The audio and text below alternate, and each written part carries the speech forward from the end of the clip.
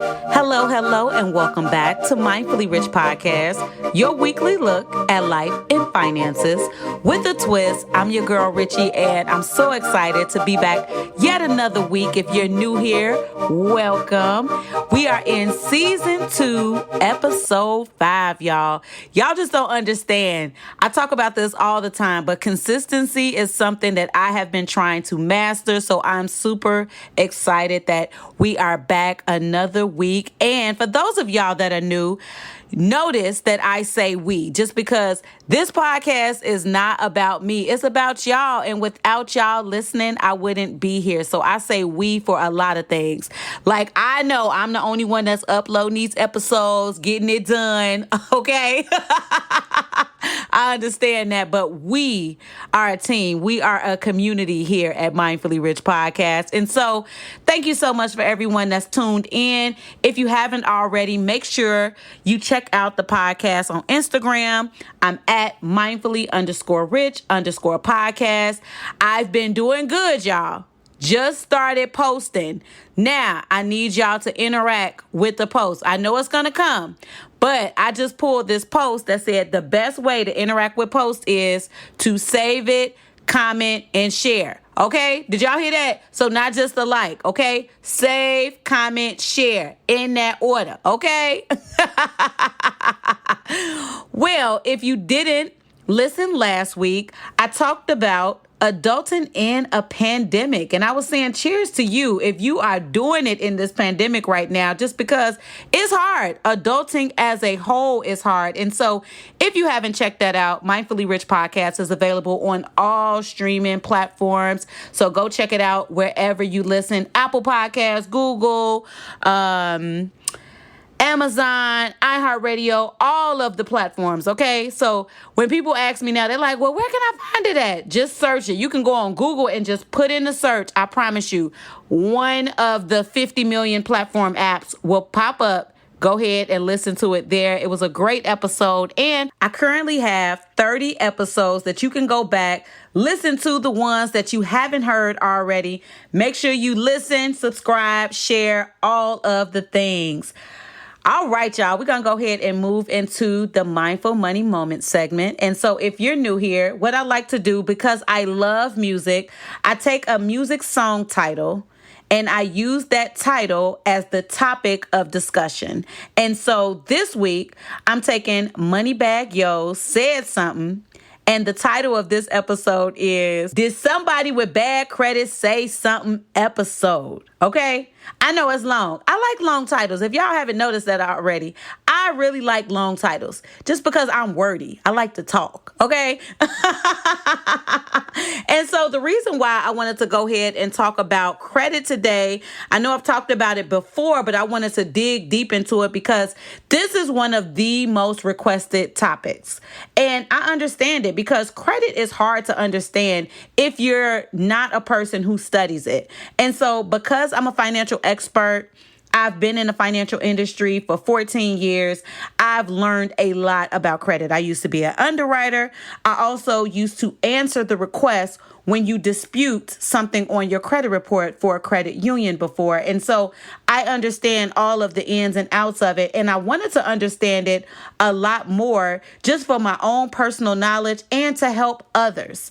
Because that's what I do. Love to help others, love to talk about money, love to talk about finances, how you can improve them. That's just my thing. That's what God put me down here, it seems like, to do, to help others with it. And so we're going to dig deep and talk about credit today. All right. And so I want to go ahead and just start by saying everybody needs some form of credit. They just do. And the reason why you need it is because the day and age that we live in, everything requires some type of credit pool of some sort where somebody, whether it's a lender or it's someone that you're getting a service from, they're going to pull some form of your credit report. And your credit report, for the most part, is a character report. It's just saying, are you who you say you are? And will you pay me back? So let's think about it like this. If you've ever loaned anybody some money, now, I've done this before. I don't care what happened. You can be like, I need some money. Leg fell off. Got to get it sewn back on. My eye popped out. I don't care about that. I want to know when you paying me back. That's all I care about. And that's all creditors care about is if you're going to pay them back. And so your credit report is a history of all the people you told you was going to pay back. So just look at it like that. All them people that you didn't say it. Luckily family members and all them people ain't on there because those are the people we don't pay back sometimes, right? I know, I'm there. And so it lists all of the people you said you'll pay back. And what people are looking for when they check your credit report is to see, did you really pay them back? Did you pay them back late? Because that speaks to your character. Don't nobody want to loan nobody no money if they not going to pay them back on time. And if they not going to pay them back at all. Just think about it like that. Think about your own self. So credit is like a character report of yourself. And for the most part, we're going to need it for a lot of things. Now, I know people will say, I don't need credit, or you follow Dave Ramsey's method and he done told you don't need credit. Whatever it is that you decide to do, you live your life, boo-boo. That's you, okay? There are things in this life that I know I want that require credit, okay? I wasn't going to be one of those people who's buying cars in cash. I finance vehicles. Lots of people finance their vehicles. And when you do that, you have to have a credit check. They're going to do that at the dealership. They're going to do it at the finance company or at the financial institution where you get that car from. If you get a house, you have to get a mortgage. Not lots of people have the money to pay $200, $300, $400 and up $1,000 for a house. So you finance those things. Anything that you finance, that you go to a bank, credit union, or finance company and say, hey, I need to borrow some money to get XYZ. They're going to pull your credit report. So that's the reason why we need it. Okay. And so for those of you who are listening, you haven't began your credit journey yet, just because I know I got a lot of youngsters listening. You haven't began your credit journey yet. How do you get credit? You get credit by getting, say, I've talked about this before, a savings builder loan. You get a credit card or a secured credit card. I'm not going to talk about a specific company on here because we trying to get them sponsorships, okay? I am working it today, okay? And so you can get one of those products when you're trying to begin your credit. And if you want to know a little bit more about that, go ahead and hit me up in the DM at mindfully_rich_podcast. I can tell you some companies that I've used, okay? And so how do you check it? That's a thing that people ask a lot. They ask, how do I check my credit report? Now it's so easy now. Like back in the day, it was so hard for them to check credit because we wasn't using like these websites, or you didn't have internet like that. Like it wasn't just as popular as it is now. I know it's so funny. I'm 35, but I feel so old sometimes because I came up in a day where I didn't have social media as a kid, and I know my kids, they have it now, and I'm looking like, dang, the internet really wasn't a thing like that. Like, I didn't have a cell phone till I was a senior in high school, right? I know, it's crazy. So, but back to credit, y'all. See, that's my ADD just kicking in, but going back to it, how do you check your credit report?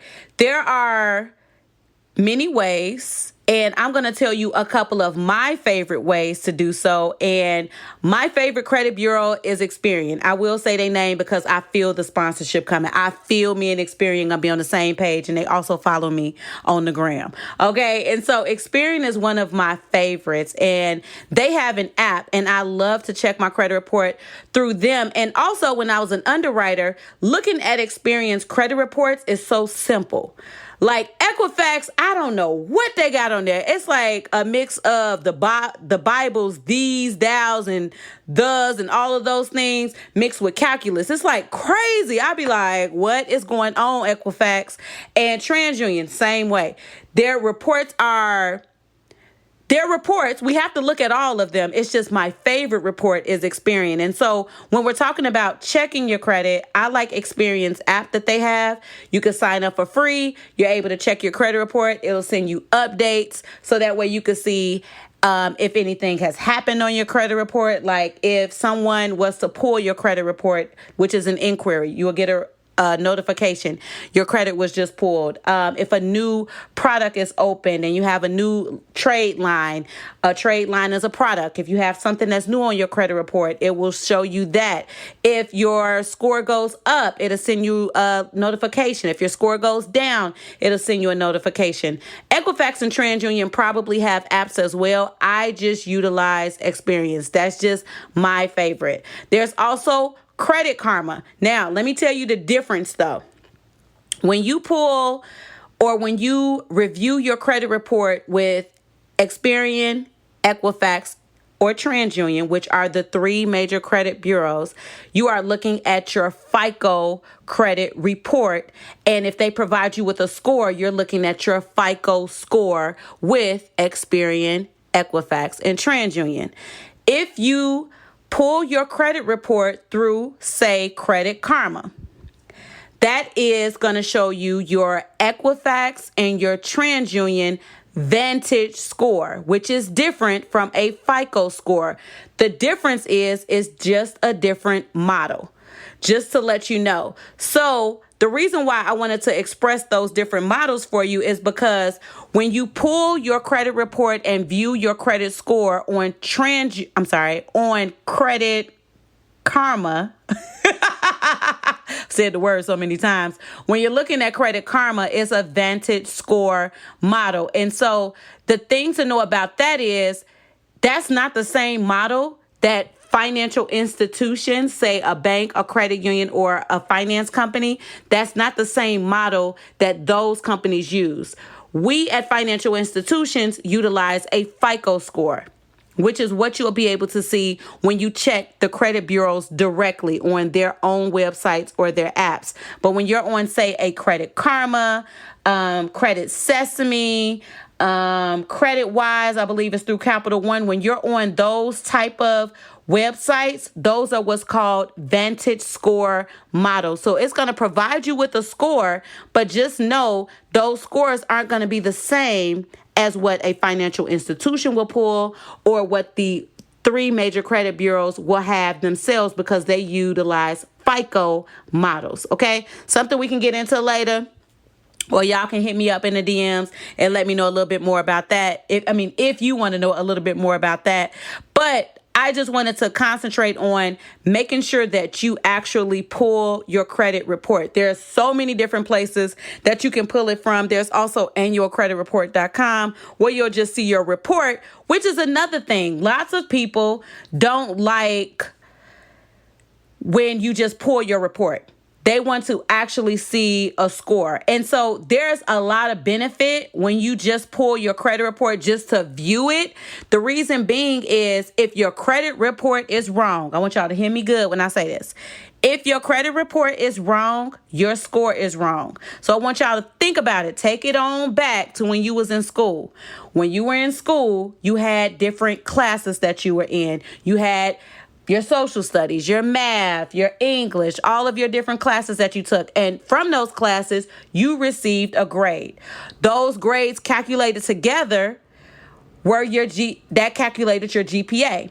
So think about your credit report the same way. Your credit report has items, your credit items that are listed on there. So those are all of the accounts that you've opened up credit with. So those are basically your grades.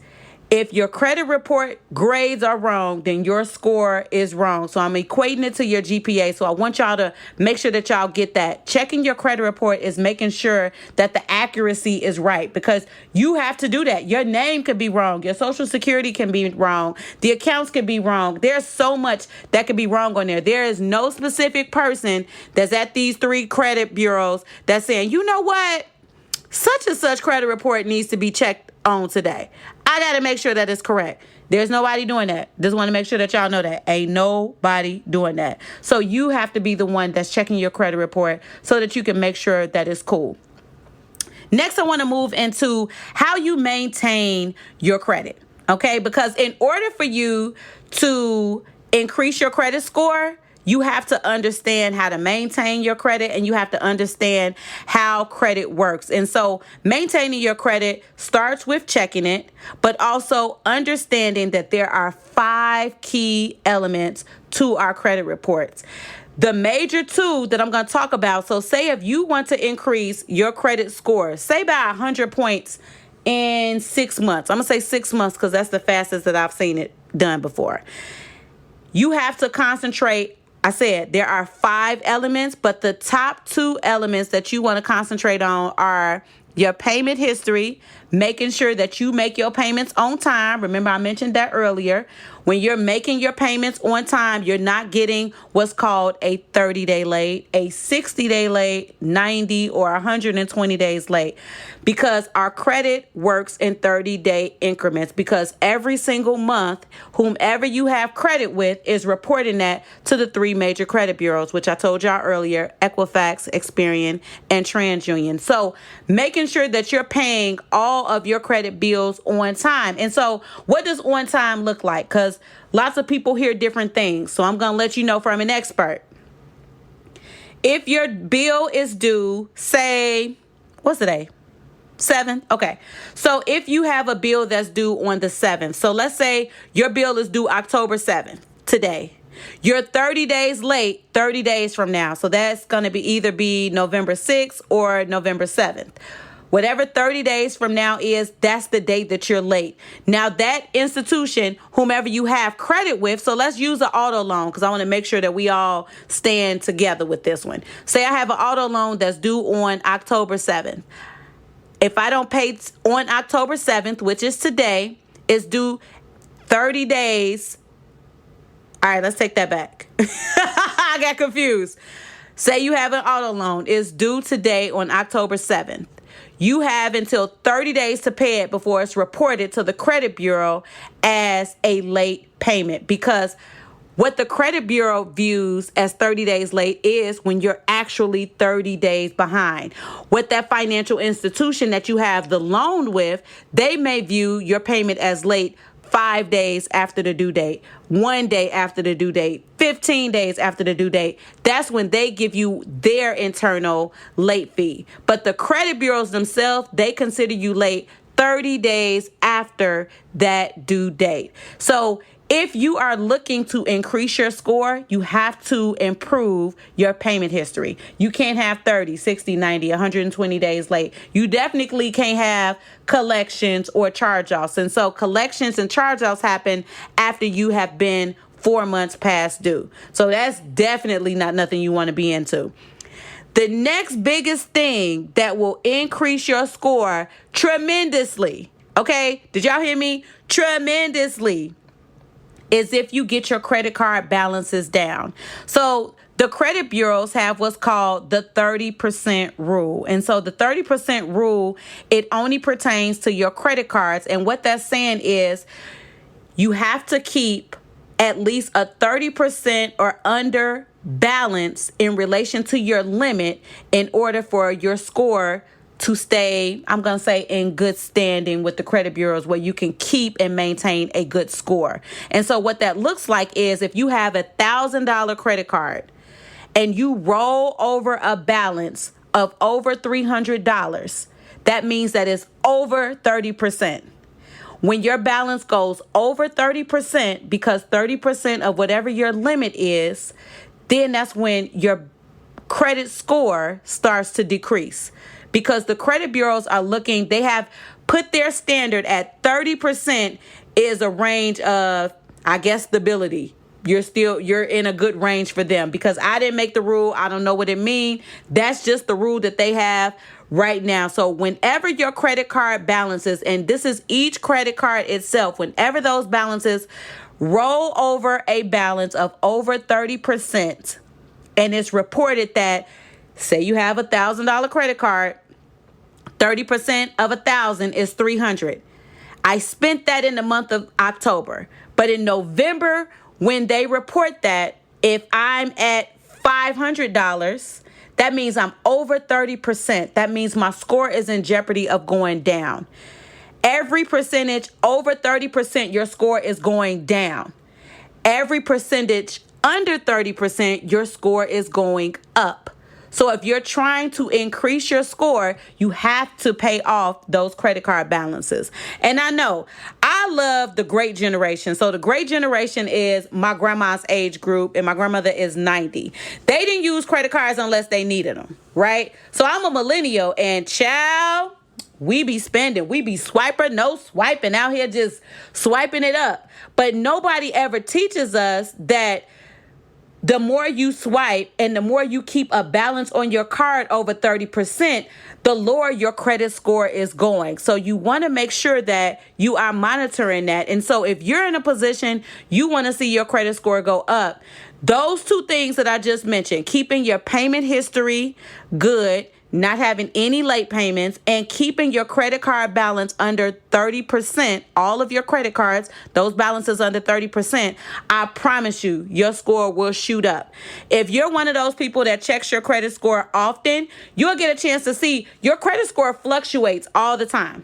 It fluctuates. If you have a balance, you'll get a chance to see what that looks like. And you can test it out for yourself on any of those places that I told you to check your credit. There are so many different apps. I've mentioned some. Check it out. Make sure that you're looking at that. I love that Experian shows me that. It'll show me when my score goes up, when it goes down, and what happened. And so that's something that you have to do, because lots of people don't get in tuned into their credit life until it's too late or when they need to buy something. You need to be in tune with it now. Just like a relationship, you need to, get a relationship with your credit, okay? Because you need that. And it's something that's going to be important to you not only now, but in your future. So getting to understand it, understand how it works is the key to increasing it. So I hope that has been good for y'all, good information for y'all. I'm probably going to have a part 2 next week, but that's all we're going to talk about today. I want y'all to, go ahead and let that sit with you, share this with somebody, and then come on back next week so we can do part 2. But we're going to go ahead and jump into our financial self-care tip of the week, and it's going to correlate with the mindful money moment. I want y'all to pull y'all credit. I want you to see where you stand. Lots of people swear if I pull my credit, the whole screen going to blow up. You just got to see it. Just go ahead and check it out. See what's on there. Understand your credit report. Look at it. See if you have any questions. One of my favorite places to go to get education on credit is Experian. I love their website. Their website's so simple, has lots of good information, especially regarding your credit. And so if you have any questions, I want y'all to check that out. Like I said, I feel the sponsorship is coming. Experian, I know y'all listening. Holla at your girl, okay? So the financial self-care tip is to pull your credit. If you see something on there that you question or that's wrong, I want to make sure that you look at that, you go seek information, you dispute, you do whatever it is that you need to do. Educate yourself so that way you're able to understand your credit report a little bit more. All right, y'all.